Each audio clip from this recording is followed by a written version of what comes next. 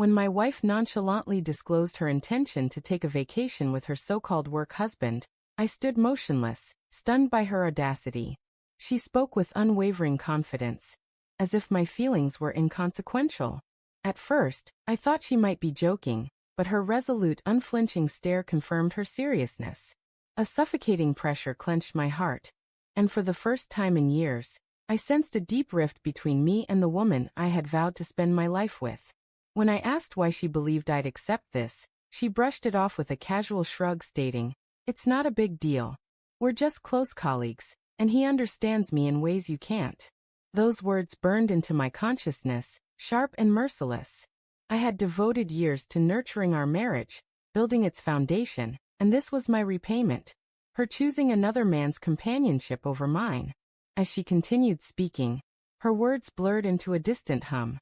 In that instant, I realized the woman I thought I knew no longer held me in high regard. If she did, she would never have placed me in such a degrading situation. This wasn't merely about a trip.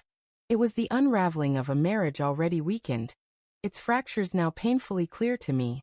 Instead of begging or exploding in fury, I managed a faint, composed smile.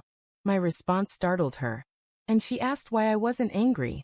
With a serenity I hadn't known I could muster, I said, "This is the ideal moment to end our marriage." Her expression shifted to disbelief, as if she'd anticipated a heated argument or emotional collapse, not this calm determination.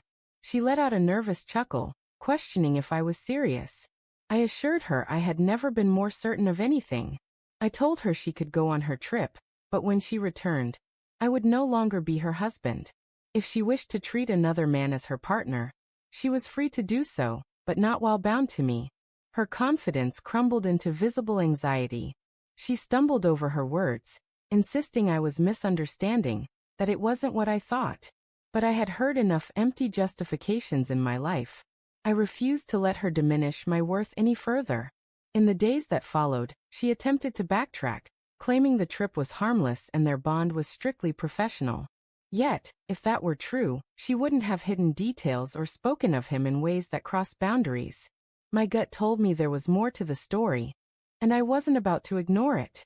The next week, I met with a lawyer, who listened carefully and supported my decision. A quiet sense of peace settled over me, knowing I was reclaiming my self-worth. For the first time in years, I wasn't driven by raw emotion. I was acting with intention. When I told my wife I had filed for divorce, she broke down in tears, pleading for me to reconsider. She claimed she never imagined I'd actually walk away. Her words were heavy with remorse, but I saw them for what they were. She wasn't grieving the loss of our love. She was mourning the stability and comfort I had always provided. I reminded her of her own words, that this man understood her better than I did.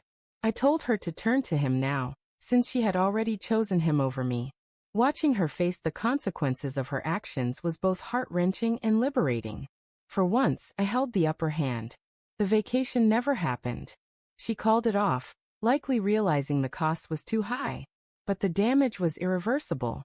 Trust, once shattered, cannot be rebuilt with simple apologies.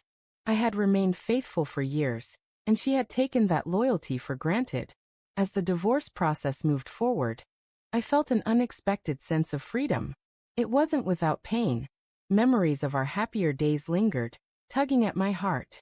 But I grounded myself in the reality of her betrayal, the careless way she spoke of another man, as if my emotions didn't matter. That truth gave me resilience. In the end, my wife learned a painful lesson. You cannot keep a husband at home while treating another man as a partner for convenience. Actions have consequences. For me, I walked away with my dignity intact, ready to build a new life where respect was non-negotiable, the foundation of any love worth pursuing. Sometimes, the most powerful form of retribution isn't anger or shouting. It's the quiet strength of walking away.